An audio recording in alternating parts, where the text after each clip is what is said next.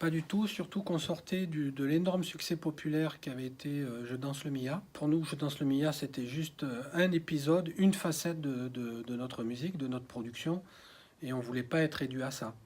C'est-à-dire que quand on a sorti Je danse le Mia, c'est pas parce que le morceau a fait un succès monumental et qu'il est resté plus de 6 mois numéro un du top que ça a changé notre vision du rap, que ça a changé notre vision de notre musique. Et quand on s'est mis au boulot dans la foulée pour composer l'école du micro d'argent et pour écrire l'école du micro d'argent, on s'est pas dit ah bah tiens le Mia ça a bien marché donc on va faire Je redanse le Mia ou le retour du Mia. Non, on a continué à faire ce qu'on avait envie de faire et à suivre uniquement nos intuitions et nos convictions artistiques sans se poser la question. Alors la chance qu'on a, c'est qu'on a commencé il y a bien longtemps, que ça a marché. On s'est jamais posé la question d'écouter notre musique ou de réfléchir par rapport à notre public. C'était par rapport à nous.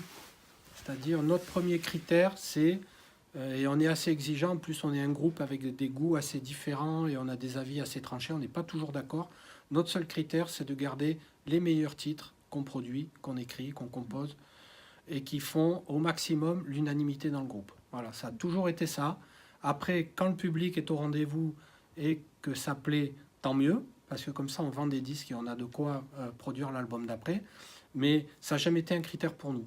Au niveau marketing et au niveau formatage, on est nul, on ne sait pas faire. Nous, on fait que ce qu'on aime. Point, ça s'arrête là. Donc quand on a fait l'école et qu'on a fait écouter nos premiers titres à la maison de disques, ils étaient catastrophés. Ils n'y ont pas cru du tout. Les premiers mois, ils n'y ont pas cru du tout. Ils ont dit mais non, c'est des morceaux qui sont trop sombres, c'est trop spé, les musiques sont trop lentes, il n'y a pas de tube. Donc c'est un morceau qui a été accueilli par la maison de disques et par les médias. Les premières critiques de disques qu'on a eues n'étaient pas bonnes, pas spéciales. Globalement, elles n'étaient pas bonnes du tout. Parce que c'était quand même un rap un peu sombre, justement, avec des textes parfois assez, assez denses, assez engagés, une production musicale très, très sobre, très dépouillée.